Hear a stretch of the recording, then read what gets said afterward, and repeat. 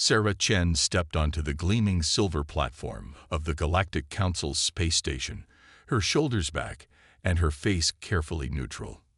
Earth's best diplomat knew appearances mattered. The alien delegation waited across the chamber, their diverse forms highlighted against the backdrop of stars visible through the massive viewing window. This was humanity's first official meeting with the governing body that controlled the known universe. The council chamber fell silent as Sarah approached. Her footsteps echoed in the vast space. After decades of distant communication, Earth had finally been granted an audience to discuss membership in the galactic community.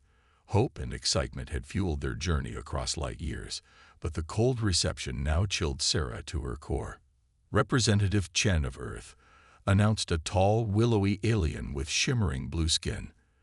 "The council recognizes your presence." Sarah nodded respectfully. "I bring greetings from Earth and gratitude for this historic meeting."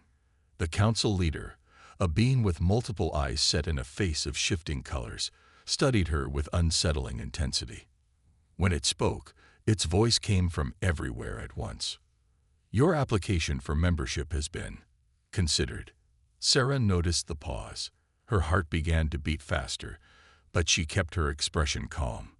Years of diplomatic training had prepared her for difficult negotiations, though nothing could have prepared her for what came next. "The council has reached its decision," continued the leader. "Earth's application is denied." Whispers rippled through the gathered representatives. Sarah felt as if the artificial gravity had suddenly failed. Everything they had worked toward, the years of preparing Earth for this moment, all of it dismissed in a single sentence. "May I ask the reason?" Sarah's voice remained steady despite the shock. The council leader's colors darkened. "Your species has been observed extensively. Humans are deemed too volatile, too unpredictable. Your rapid technological advancement in mere centuries concerns us." Another council member, a reptilian being with gleaming scales, leaned forward. "Your kind evolves too quickly. You adapt too well. Such traits are disruptive to galactic harmony." Sarah processed these words carefully. What sounded like criticism seemed oddly like fear. She glanced around the chamber, noticing how all eyes followed her every movement, as if she might suddenly attack. "We come seeking friendship and knowledge exchange," Sarah replied. "Earth has much to offer the galactic community." "Indeed," said the leader, colors now pulsing with intensity. "Too much, perhaps.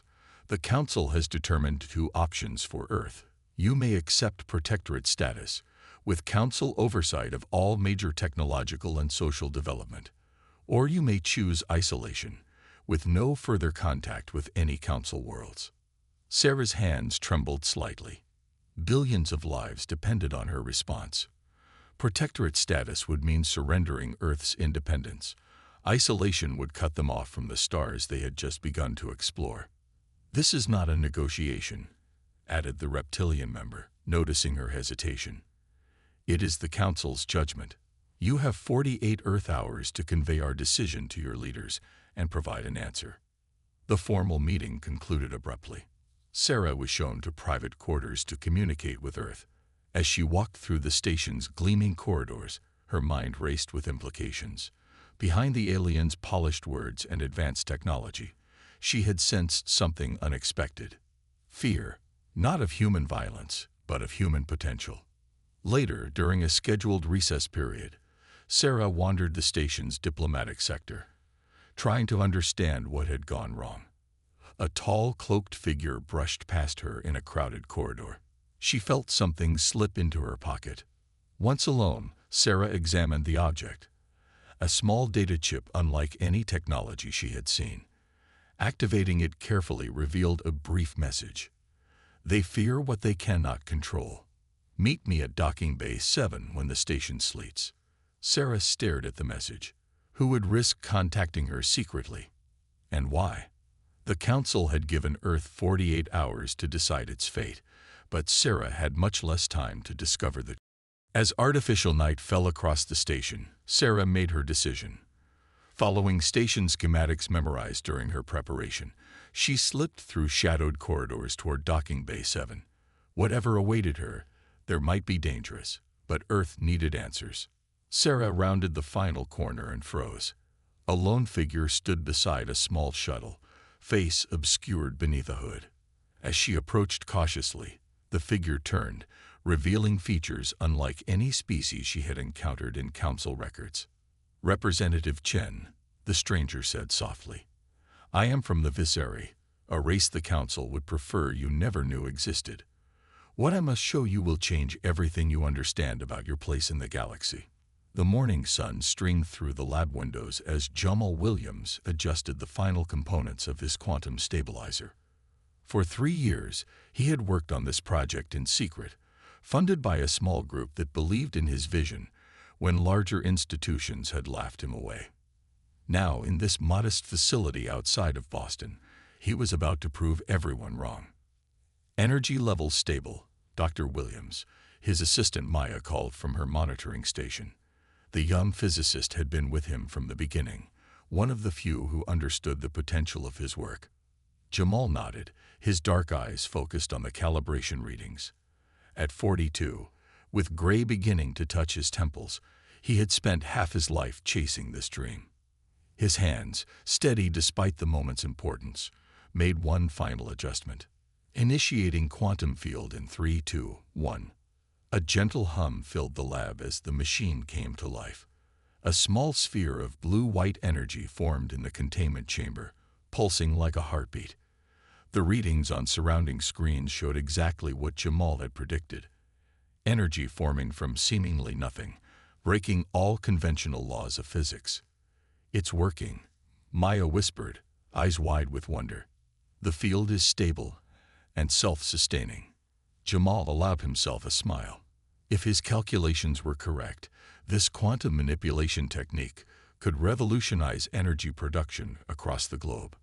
No more fossil fuels, no more energy scarcity. And eventually, it would transform space travel, making the stars truly accessible to humanity for the first time. "Recording all data," he said, trying to contain his excitement. "Let's increase power to level 2. The blue-white sphere grew brighter, casting sharp shadows around the lab. The energy readings doubled, then tripled, all while remaining perfectly stable. "This is incredible," Maya said, moving between monitoring stations. "We're generating enough power to run this entire building, and the system is only at 20% capacity."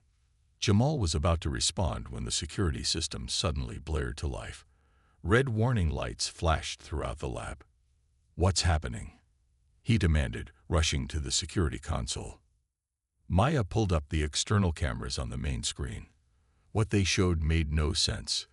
3 sleek, silver craft unlike any aircraft Jamal had ever seen, descending toward their facility. "Those aren't military," he said, confusion giving way to alarm. "And they're definitely not ours." More screens activated as Maya accessed global news feeds. Similar craft were appearing over major cities worldwide. The breaking news banners all showed the same message: unknown aircraft entering Earth's atmosphere. "They're coming here," Maya said, pointing to the security feed where the closest craft had changed course, heading directly for their isolated lab. "They're coming straight for us." Jamal's mind raced. Somehow, their breakthrough had attracted attention. Attention from beyond Earth. The timing couldn't be coincidence. "Back up everything," he ordered, fingers flying across his keyboard. "All research, all data, everything. Send it to the secure network." They had created this network months ago, a distributed system that would preserve their work if anything happened to the lab. Jamal had thought it was a precaution against corporate espionage or government seizure. Never had he imagined this scenario. The building trembled as the craft hovered directly overhead.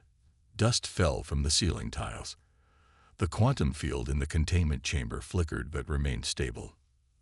"Upload complete," Maya confirmed as the data transferred. She met Jamal's eyes across the lab, fear and determination mixing in her expression. "What do we do now?" The security doors to the lab suddenly sparked with unusual energy. Something was cutting through the reinforced steel like it was. "They're coming in," Jamal quickly initiated the emergency shutdown of the quantum field, erasing all active programs from the local systems. Whatever happens, remember the backup is safe. The world needs this technology. The doors exploded inward in a shower of metal and sparks. Through the smoke came figures in sleek suits, not quite human in their proportions or movements. Behind them floated a being with multiple limbs and an unsettling, expressionless face. Dr. Jamal Williams. The being spoke, its voice oddly mechanical yet understandable. Your research has violated multiple statutes of the Galactic Council's technology restrictions for pre-integration worlds. Jamal stepped forward protectively, putting himself between the intruders and Maya.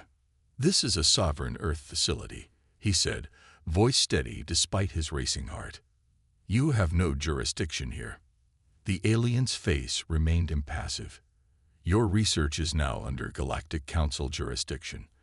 All materials and knowledge related to quantum energy manipulation are being confiscated. You will accompany us for further questioning. As the suited figures moved forward to seize him, Jamal locked eyes with Maya, who gave an almost imperceptible nod. The data was safe. His discovery would survive, even if he didn't. You're making a mistake, Jamal said as they grabbed his arms. Humanity isn't ready to be controlled. The alien's response was chilling in its certainty. That, Dr. Williams, is precisely why we're here. Pain greeted Sarah Chen as consciousness returned. Her body felt like one massive bruise, and a copper taste of blood filled her mouth. She couldn't remember the crash, only alarms blaring as her small escape pod lost power and spiraled toward an unknown planet. The emergency systems must have activated at the last moment. Sarah forced her eyes open.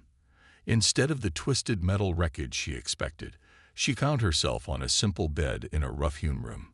The walls appeared to be carved directly from rock, with strange glowing crystals providing a soft blue light. This was definitely not a council medical facility. Most humans don't survive crashes like that, came a voice from the doorway. Sarah turned her head, wincing at the sharp pain in her neck. A tall figure stood watching her, its skin a deep blue with faint luminescent patterns that shifted like slow-moving currents. Despite having clearly alien features, the being's face held a recognizable expression: curiosity. I'm not most humans, Sarah replied, attempting to sit up despite her injuries. The alien moved forward with surprising grace, helping her adjust. That much is clear. Your pod was destroyed completely. Finding you alive was unexpected. Sarah's diplomatic training kicked in despite her situation. I'm Sarah Chen, representing Earth to the Galactic Council. She paused, studying her unusual host. Though I'm guessing you're not with the Council. A sound like dry leaves rustling emerged from the alien.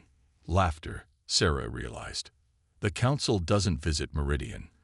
This mining colony is beneath their notice, which suits those of us who live here perfectly well. The alien's patterns brightened slightly. I am Kel, formerly chief engineer of the Terrazed scientific fleet. Formerly? Sarah asked. Kel's luminescence dimmed. Let's just say the Council and I disagreed about certain technological applications. Exile was preferable to her education. Sarah processed this information carefully. The Visary's warning about the Council suddenly seemed more credible. Where exactly are we? The outer rim of what you would call the Cygnus Arm. Far from Council space, but not far enough. Kel moved to a crude console, activating a display that showed the planet's surface, a barren landscape dotted with industrial structures. We mine rare elements here, trading with independent ships. The work is hard, but we're free. Sarah explained her journey. The Council's ultimatum to Earth, the secret meeting with the Visari, and her sabotaged ship. As she spoke, Kel's patterns grew increasingly agitated. Your physicist's discovery threatens everything the Council has built, Kel said when she finished. Quantum manipulation would make Earth independent of Council technology. They control the galaxy through energy dependency. Sarah felt a chill despite the room's warmth. They would destroy an entire civilization They've done it before. Kell's voice hardened. My people once developed crystal technology that could harness stellar energy directly. Within a year, our research centers suffered accidents. Our government mysteriously abandoned the project. Those who continued were labeled dangerous radicals. Sarah tried to stand but stumbled. Kell caught her with 4 strong arms. You need rest, the alien insisted. Earth doesn't have time, Sarah countered. The council fleet could already be there. I need to warn them about what's really happening. Kell was quiet for a long moment, patterns swirling in complex configurations. Finally, the alien sighed, a sound like wind through narrow canyons. I have a ship, Kell admitted. Nothing impressive, but it can reach Earth in time if we push the engines beyond safety parameters. Sarah met the alien's gaze. Why would you help me? You've escaped the Council's influence. No one truly escapes them, Kell replied. Besides, I've been waiting years for someone to finally challenge their authority. Your Earth might just be stubborn enough to succeed where my people failed. Meanwhile, across the galaxy, Jamal Williams sat in a sterile cell aboard the Council flagship. His face was bruised, his body exhausted from days of questioning. They wanted to know everything about his research, how it worked, who else knew. He had told them only enough to keep them interested, nothing that would truly help them understand his breakthrough. The door to his cell slid open. A young council guard entered with a food tray, looking nervously over his shoulder. Eat quickly, the guard whispered, his translucent skin flushing with anxiety. They're planning to increase the intensity of your questioning tomorrow. Jamal looked up tiredly. Why are you telling me this? The guard's multiple eyes blinked in sequence, a sign of emotional distress in his species. My people were once like yours, he whispered. Before the council protected us, we had our own path, our own science. Now we serve. He slipped something under Jamal's food tray, a small tool of some kind. The ventilation system on this level has no security monitors, the guard said, voice barely audible. There's a resistance that wants to help you. Your discovery could change everything. Before Jamal could respond, the guard was gone. He carefully examined the tool, a faint smile forming on his lips. Perhaps humanity wasn't as alone as the Council wanted them to believe. Kell's ship emerged from hyperspace with a shuddering jolt that threw Sarah against her restraints. The vessel wasn't designed for emergency jumps, but they'd had no choice. 3 Council patrol ships had detected them near the Arcturus checkpoint, forcing a risky escape through unmapped space corridors. Earth, Kell announced, multiple arms working frantically across the control panels. Sarah looked up at the view screen, and her breath caught in her throat. Their home planet hung like a blue jewel against the blackness of space, but it wasn't alone. Massive Council ships surrounded Earth in a precise formation, their sleek silver hulls gleaming in the sunlight. At least 30 vessels, including 2 Dreadnought-class warships that dwarfed anything humanity had ever built. We're too late, Sarah whispered. Kell's skin patterns darkened with concern. Not yet. They haven't attacked. See the formation. It's containment, not assault. Sarah studied the pattern and recognized the Council's standard blockade positioning. They're isolating Earth before making demands. A signal alert flashed across the control panel. Earth's defense forces had detected their arrival and were attempting communication. Sarah activated the channel, praying they wouldn't shoot first. Unidentified vessel. This is Earth Defense Command. You have entered restricted space during a planetary emergency. Identify yourself immediately. Sarah leaned toward the transmitter. This is Sarah Chen, Earth Diplomatic Representative to the Galactic Council. I'm returning with critical information. Request immediate clearance to land at Geneva Command Center. A moment of silence followed. Then, authentication code required. Representative Chen.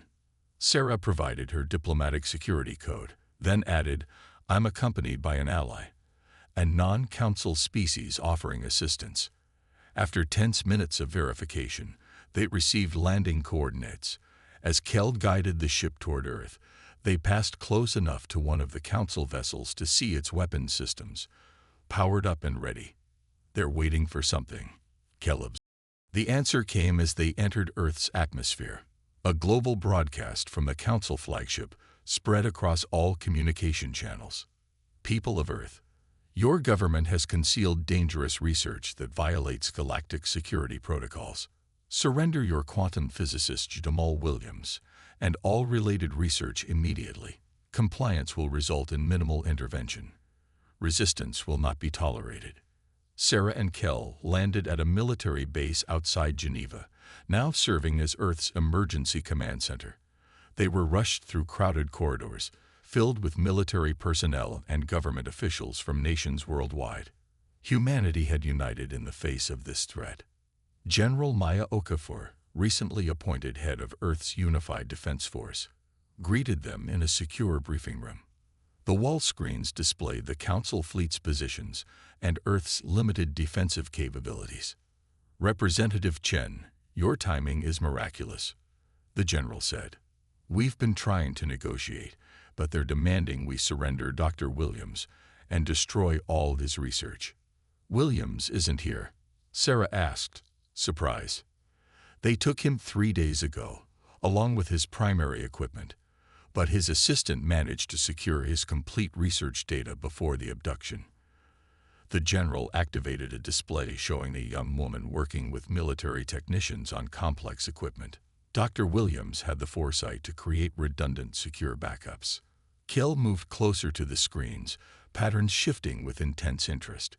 You're implementing his technology already. The general nodded grimly. We've been working around the clock. Williams built working prototypes before he was taken. His assistant is helping us adapt them for defensive purposes. It won't be enough, Sarah said quietly. The Council's weapons are centuries beyond ours. Perhaps not, came a new voice. They turned to see Williams' assistant entering the room, exhaustion evident on her face but determination in her eyes. I'm Maya Patel, she introduced herself, and we've discovered something incredible about Jamal's quantum technology. When our operators interface with it, something unexpected happens. The technology responds to us, almost like it's learning from human neural patterns. Impossible, Kell whispered, patterns flashing with excitement. That would require a natural quantum sensitivity in your species. Maya nodded. We don't fully understand it, but the effect is real. Our operators can enhance the system's capabilities beyond its design parameters. General Okafor pulled up new tactical displays. We've been developing a defense strategy based on this discovery. If the Council attacks, we'll be ready. As if on cue, alarms blared throughout the facility. The Council flagship had launched its first wave of smaller attack vessels. They're targeting our primary power and communication centers, an officer announced. Deploy the quantum shields, General Okafor ordered. All operators to their stations. On screens around the room, they watched as military personnel connected to sleek headsets, their faces showing intense concentration. Across major cities worldwide, shimmering fields of energy began to form, intercepting the first Council weapons.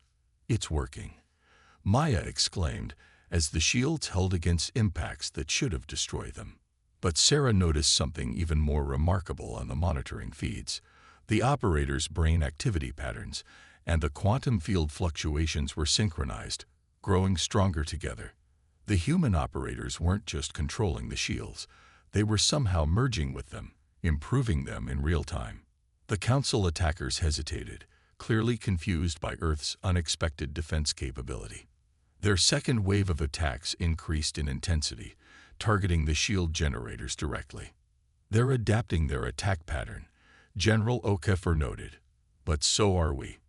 Indeed, with each new assault, the human operators seemed to learn, adjusting the shields faster than the Council forces could change tactics. What should have been a quick subjugation was becoming a real battle. In orbit, aboard the Council flagship, alarms were sounding as commanders received impossible reports from their attack squadrons. One Council general slammed his appendage against a control panel in frustration. How are they learning so quickly? He demanded of his science officers. This level of adaptation should be impossible for their species. The answer was about to become dramatically clear. Jamal Williams crawled through the last section of the ventilation shaft, the small tool given to him by the sympathetic guard clutched tightly in his hand. For 3 days, he had memorized the patrol patterns and mapped his route to the flagship's central command sector. The Council believed humans to be primitive, incapable of understanding their advanced technology. That assumption had become their weakness. Below him lay the ship's quantum communication hub, the system that coordinated the entire Council fleet's movements. Removing the vent cover silently, Jamal dropped into the dimly lit room. No alarms sounded. The few technicians present were focused on the battle with Earth, their multiple eyes fixed on displays showing the planet's unexpected defense. Jamal moved quickly, his scientific knowledge allowing him to identify the primary system nodes. He wasn't a soldier or a saboteur, but his understanding of quantum principles transcended species differences. Within minutes, he had accessed the central console, his fingers dancing across alien controls that somehow felt familiar. The interface responds to thought patterns, he whispered to himself, noting how the system seemed to anticipate his commands. This was the key breakthrough he'd made on Earth, technology that could bond with human consciousness. On the bridge of the flagship, the Council's Supreme Commander received increasingly disturbing reports. Not only were Earth's defenses holding, but strange fluctuations were affecting fleet communications. Attack squadrons reported conflicting orders. Shield systems operated at reduced capacity. Locate the source of the interference, the commander ordered, multiple tentacles gesturing in agitation. A junior officer's voice came through with panic. Security breach in Communication Hub 6. The human prisoner is. The transmission cut off as all systems across the flagship suddenly displayed the same message, translated into every Council language. Humanity, while ill and OTB controlled. Back on Earth, the battle had reached a critical point. While humanity's quantum shields had performed beyond all expectations, they were beginning to falter under constant bombardment. The human operators were exhausted, their neural connections to the technology taking a physical toll. Sarah, Kel, and General Okafor watched anxiously as power reserves dropped to critical levels. "We can't sustain this much longer," the general admitted. Suddenly, Maya rushed into the command center. "Something's happening to the Council fleet. Their attack coordination is breaking down, and I'm detecting a familiar quantum signature coming from their flagship." "Jamal," Sarah breathed. On screens throughout the center, they watched as Council vessels began moving erratically, some withdrawing from their attack positions. "He's disrupting their systems," Kel explained, patterns flashing with excitement. "He must have found a way to interface with their technology." Maya's eyes widened as she studied the incoming data. "It's more than that. He's completing the final stage of his research, the unified field application." Before anyone could ask what that meant, a blinding pulse of blue-white energy erupted from the Council flagship. It expanded outward, washing over the fleet and continuing until it reached Earth's atmosphere. Where it touched the planet's quantum shields, instead of conflict, there was harmony, the energies merging and strengthening each other. Within seconds, a shimmering dome encompassed the entire planet, a planetary shield unlike anything seen before in the galaxy. Council weapons fired in desperation, only to have their energy absorbed and redistributed by the shield. On command ships throughout the fleet, communication systems flooded with reports of uprisings on previously subjugated worlds. Species long forced into compliance were breaking free, inspired by Earth's defiance. "This ends now," Sarah announced, stepping forward to broadcast on all channels. "Earth will not be controlled or isolated. We offer friendship to all species, but we will accept no masters. The Council's era of fear is." In the following hours, a remarkable change swept across the standoff. Council ships began retreating, their commanders realizing that their authority had been fundamentally challenged. Some vessels remained, their crews requesting asylum. members of subjugated species who saw in Earths stand a chance for their own freedom. 3 days later, Jamal Williams returned to Earth aboard a small transport, accompanied by representatives from a dozen non-council worlds. The hero's welcome that greeted him was matched only by the wonder of his story, how he had discovered that the Council's technology was actually based on principles similar to his own research, but designed to prevent the very connection with consciousness that made it truly powerful. They built systems that deliberately blocked the mental interface, he explained to Earth's United Leadership Council. They feared species that could truly bond with technology, enhancing it beyond its design limitations.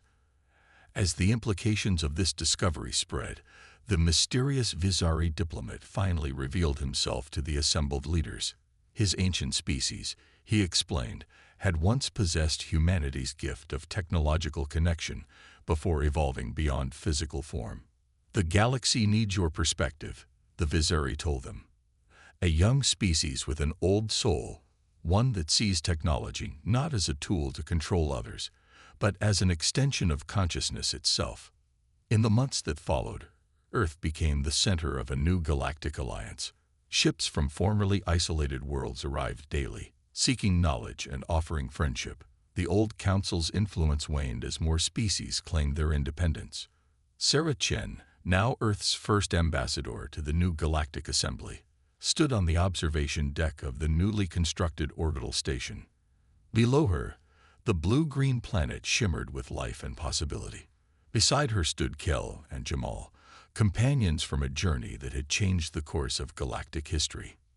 What happens next?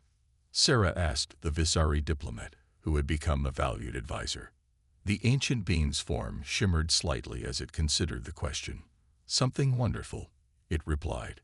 Humanity has found its place among the stars, not as conquerors or subjects, but as innovators and connectors.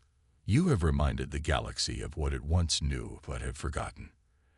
As distant suns twinkled in the void, Sarah realized that humanity's true gift wasn't just the ability to connect with technology, but to forge connections between different worlds and ideas. The journey had been one of defiance, but the future would be one of unity. And it had only just begun.